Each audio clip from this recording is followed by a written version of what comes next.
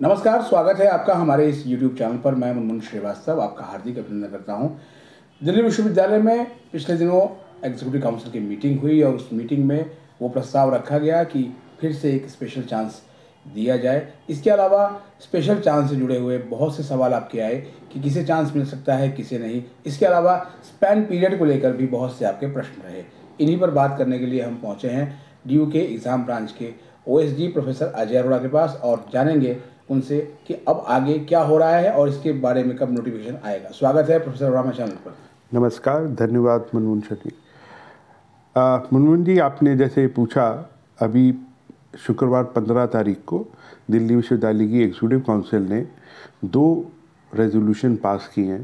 पहला रेजोल्यूशन के तहत जो स्टूडेंट जिनका स्पैन पीरियड अर्थात अंडर ग्रेजुएट के लिए 5 साल जमा में 1 वर्ष यानी कि टोटल 6 वर्ष, इसमें +1 जो है वो स्पेशल चांस को मिला के 2022 में ख़त्म हुए, और वो छात्र जिनका स्पैन पीरियड यानी कि अंडर ग्रेजुएट के लिए 5 साल जमा में 1 साल यानी कि स्पेशल चांस मिला के 2023 में ख़त्म हुए, उनको कोविड के मद्देनज़र रखते हुए एक और मौका दिल्ली विश्वविद्यालय देने जा रहा है।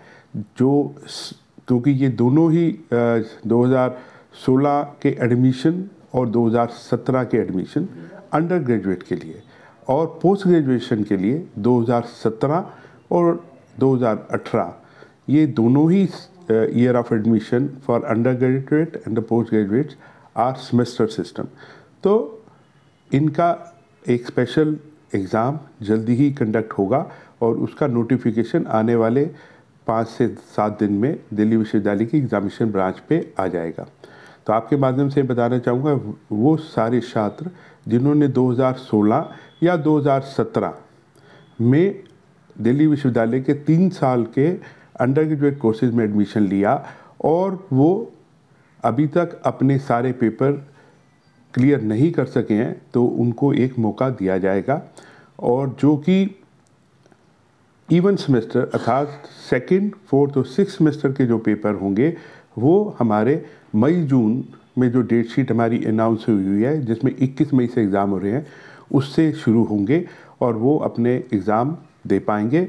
उसके लिए एक हम नोटिफिकेशन निकालेंगे, उसके तहत एक लिंक होगा, उस लिंक पे वो अपना एग्ज़ामिनेशन फॉर्म भर देंगे और जो लोग एग्ज़ाम भरेंगे उसी के हिसाब से हमारी डेट शीट आएगी और सिर्फ वही बच्चे एग्ज़ाम दे पाएंगे। इसलिए पहली बात, अंडर ग्रेजुएट एडमिशन 2016, 2017 और उनके 3rd ईयर में पढ़ाई पूरी करने के बाद अभी तक उनके कुछ पेपर बच गए हैं, तो वो पेपर दे पाएंगे। और जो इवन सेमेस्टर के पेपर हैं यानी कि 2, 4, 6 और पोस्ट ग्रेजुएशन के लिए 2 और 4 सेमेस्टर के एग्ज़ाम आने वाले 21 मई से शुरू होंगे।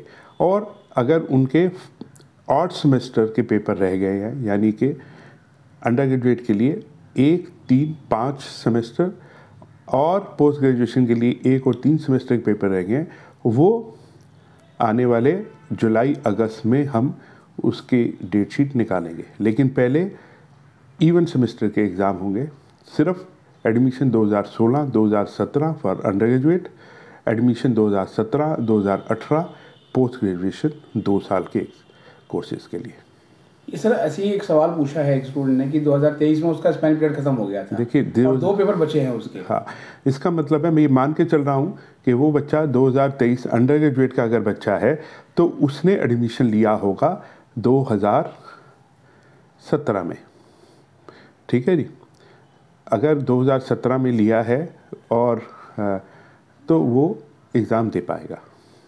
और सर जो है वो सेंटनरी चांस निकला था, उसके बारे में बहुत से स्टूडेंट कहते थे कि फिर से सेंटनरी चांस एक बार और दिया जाए, जिससे कि बहुत से लोग अपनी डिग्री पूरी कर। ऐसा है कि जो ये वाला मौका जो भी मैंने पहले बोला, ये तो आप समझ लीजिए कि 2016, 2017 और 2018 अंडर ग्रेजुएट पोस्ट ग्रेजुएट के बच्चे हैं। जो हमारा सेंटनरी स्पेशल चांस एग्ज़ामिनेशन था, जो कि पहली बार हमारा अक्टूबर-नवंबर 2022 में हुआ और उसका पार्ट 2 मार्च-अप्रैल 2023 में हुआ, वो किसी भी वर्ष में अगर बच्चा ने पढ़ाई करी और वो थर्ड ईयर तक पहुंचा या अपने फाइनल ईयर तक पहुंचा और उसके कितने भी पेपर रह गए उसके लिए वो मौका दिया गया। तो वो मौका हमने 2 बार दिया, 2 बार फॉर्म भरे और एग्ज़ाम हुए। लेकिन उन सभी विद्यार्थियों ने जिन्होंने पहला ये एग्ज़ाम दिया और अभी भी वो इस डिग्री को पूरा नहीं कर सके, तो उनको centenary special chance examination phase 2 द्वारा से दिया जाएगा। लेकिन उसमें पहली कंडीशन ये है कि उन्होंने पहली बार उसमें रजिस्टर्ड हुए हो, एग्ज़ाम दिया हो और मैक्सिमम उनके सिर्फ 4 पेपर तक बचे हुए हों, वही दे सकते हैं। मान लीजिए उन्होंने एग्ज़ाम दिया और अभी भी उनके 5, 6, 7 पेपर रह गए हैं, तो वो इसके लिए एलिजिबल नहीं होंगे। सिर्फ वो बच्चे जिन्होंने एग्ज़ाम दिया और अभी भी 4 पेपर उनके रह गए, तो वो हम उसका नोटिफिकेशन आने वाले 2 हफ्तों में निकल जाएगा और उसकी जो रिक्वायरमेंट होगी वो भी हमारी एग्ज़ामिनेशन वेबसाइट पे होगी। तो कृपया करके सिर्फ वही विद्यार्थी जिन्होंने हमारा Delhi university centenary special chance examination के फ़ेज़ 1, पार्ट 1, पार्ट 2 में फॉर्म भरा और एग्ज़ाम दिया और अभी भी उनके मैक्सिमम 4 पेपर बचे हुए हैं, वही सिर्फ इसमें एलिजिबल होंगे। यानी सर ये जो पहली शर्त हुई कि कोई फ्रेश रजिस्ट्रेशन नहीं होगा, नहीं जी, केवल उन्हीं को री रजिस्ट्रेशन करना। अगर हम, हाँ जी, वो सिर्फ ये हमारी एग्जीक्यूटिव काउंसिल का डिसीजन है कि सिर्फ उन्हीं बच्चों का, और वो भी सिर्फ अप टू 4 पेपर्स। तो कैसे इसके जो फीस वगैरह है उतनी रखी जाएगी जितनी पहले? देखिए, मैं थोड़ा सा इस मामले में मेरी एक लिमिटेशन ये है, एग्ज़ामिनेशन ब्रांच की लिमिटेशन ये है कि अगर एक बच्चा मान लीजिए 2016 का है और एक बच्चा 1985 का है, अब एक बच्चे के लिए मुझे एग्ज़ाम कंडक्ट करना पड़ेगा, उसका क्वेश्चन पेपर बनवाना पड़ेगा, उसको इवेल्युएट कराना पड़ेगा। ये प्रोसेस अपने आप में लेंथी और एक्सपेंसिव होता है। तो इनकी जो फ़ीस स्ट्रक्चर होता है वो नेचुरली नॉर्मल फ़ीस से हट के होता है।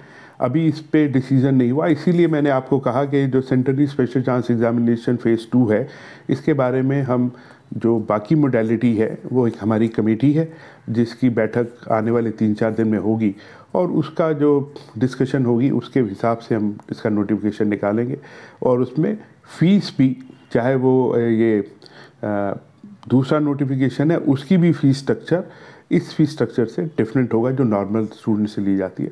उसके बारे में हमारे नोटिफिकेशन में डिटेल से दिया जाएगा। सेंटनरी चांस एग्ज़ाम के सर जो कुछ रिजल्ट्स आए, वो उसमें स्टूडेंट्स का कहना है कि जो उन्हें मार्कशीट मिली, हाँ जी, वो मैनुअल मिली, हाथ से लिखी। हाँ बिल्कुल, आपने सही कहा। देखिए, ऐसा है कि दिल्ली विश्वविद्यालय में जब से हमारा सेमेस्टर सिस्टम शुरू हुआ जो 2009-2010 में हुआ, उसके बाद से हमारा एग्ज़ामिनेशन ब्रांच से प्रोसेस जो है कंप्यूटराइजेशन की तरफ से शुरू हुआ और आज के दिन में हमारा पूरा सिस्टम कंप्यूटराइज है। तो जो सेमेस्टर सिस्टम की मार्कशीट्स हैं वो नॉर्मली सब कंप्यूटराइज होती हैं, हमारे पास सारा रिकॉर्ड कंप्यूटराइज है। वेर उससे पहले अब 1980 में या 1975 में या 99 में 2000 में ये सारी जो प्रोसेस था वो मैनुअल था और मैनुअली ही मार्कशीट बनती थी। इसीलिए जो हमारे पास रिकॉर्ड अवेलेबल है वो भी आज के दिन में मैनुअल है। तो उसी के प्रथा को चलाते हुए हम वो मार्कशीट उसी फॉर्मेट में दे रहे हैं जो उनको उनकी पहले ही मार्कशीट दी गई थी। मतलब जो हाथ से लिखी गई वो कोई एरर नहीं है? नहीं, कोई एरर नहीं है। वो इसके लिए वो अगर चाहें तो एक कंसोलिडेटेड ट्रांसक्रिप्ट का प्रोसेस होता है, वो उसके लिए अप्लाई कर सकते हैं। उसका प्रोसेस हमारी वेबसाइट पे है और वो कोई भी ऑर्गेनाइजेशन हमारे से हमारा दिया हुआ ये डॉक्यूमेंट वेरिफिकेशन के लिए भेज सकता है। इसका प्रोसेस भी एग्ज़ामिनेशन की वेबसाइट पे अवेलेबल है। तो कोई डॉक्यूमेंट, चाहे वो मैनुअली हैंड रिटन है या कंप्यूटराइज है, कंप्यूटराइज तो आसान होता है क्योंकि उसके अंदर डिजिटल सिग्नेचर हैं जो ऑनलाइन ऑफलाइन कई तरीक़ों से वेरीफाई हो सकते हैं। लेकिन जो फिज़िकल हैं, अगर कोई भी ऑर्गेनाइजेशन हमारे से चाहे तो हम उसको वेरीफाई करके उनको भेज सकते हैं अगेंस्ट दी नॉमिनल फीस। आज का सर एक लास्ट सवाल है, 10 नंबर के का ग्रेस मार्क्स मिलेगा, ये भी बड़ी चर्चा में है। हाँ बिल्कुल। किनको मिलेगा सर? ऐसा है कि आपने बहुत अच्छा क्वेश्चन पूछा। हमारे दिल्ली यूनिवर्सिटी की एग्जीक्यूटिव काउंसिल ने ये डिसीज़न लिया कि वो स्टूडेंट जिसने अपने सारे मौके यूज़ करने के बाद भी उसका एक पेपर उससे क्लियर नहीं हो पा रहा और उसकी वजह से उसको डिग्री नहीं मिल रही है, तो उसको एक special moderation up to 10 marks एक पेपर में दी जाए ताकि वो पेपर पास कर सके। 2014 में एक स्कीम आई थी जिसमें ये कहा कि आपकी इंटरनल असेसमेंट में और आपको थ्योरी में अलग अलग पास होना है और कोई प्रोसीजर नहीं था कि आईए आप बदल सकें। अब वो बच्चा को आईए में मिला नहीं। अब ये स्पेशल मॉडरेशन में वो बच्चे भी, मुझे पता है कि हमारे पास कुछ बच्चे आए थे, वो उनको उस तरह की मॉडरेशन से वो डिग्री मिल सकेगी जो पहले नहीं मिल रही थी।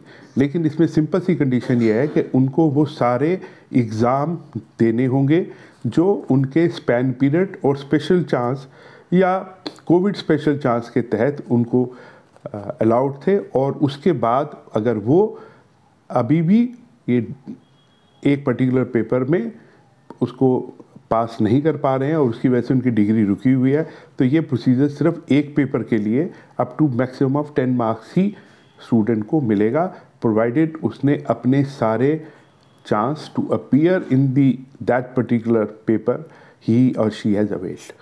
बहुत बहुत धन्यवाद सर इस अपडेट के लिए और इतने महत्वपूर्ण सवालों के जवाब देने के लिए। नमस्कार, धन्यवाद।